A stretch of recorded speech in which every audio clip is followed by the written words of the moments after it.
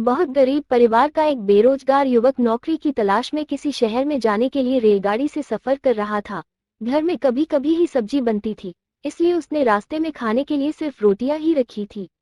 आधा रास्ता बीत जाने के बाद उसे भूख लगने लगी और वह रोटियां निकाल कर खाने लगा।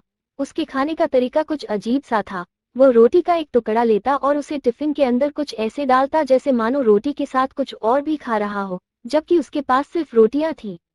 उसकी इस हरकत को आसपास के दूसरे यात्री देखकर हैरान हो रहे थे। वो युवक हर बार रोटी का एक टुकड़ा लेता और झूठ मूठ का टिफिन में डालता और खाता। सभी सोच रहे थे कि आखिर वो युवक ऐसा क्यों कर रहा था। आखिरकार एक व्यक्ति से रहा नहीं गया और उसने उससे पूछ ही लिया कि भैया तुम ऐसा क्यों कर रहे हो, तुम्हारे पास सब्जी तो है नहीं, फिर भी रोटी के टुकड़े को हर बार खाली टिफिन में डालकर ऐसे खा रहे हो मानो उसमें सब्जी हो।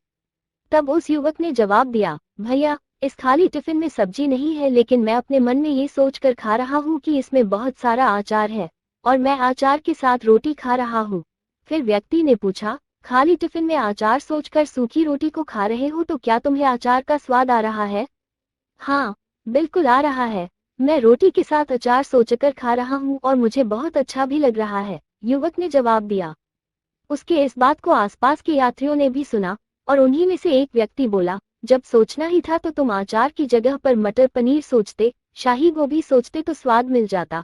तुम्हारे कहने के मुताबिक तुमने अचार सोचा तो अचार का स्वाद आया, तो और स्वादिष्ट चीजों के बारे में सोचते तो उनका स्वाद आता। सोचना ही था तो भला छोटा क्यों सोचे, तुम्हें तो बड़ा सोचना चाहिए था। मित्रों, इस कहानी से हमें ये शिक्षा मिलती है कि जैसा सोचोगे वैसा पाओगे। छोटी सोच होगी तो छोटा मिलेगा, बड़ी सोच होगी तो बड़ा मिलेगा।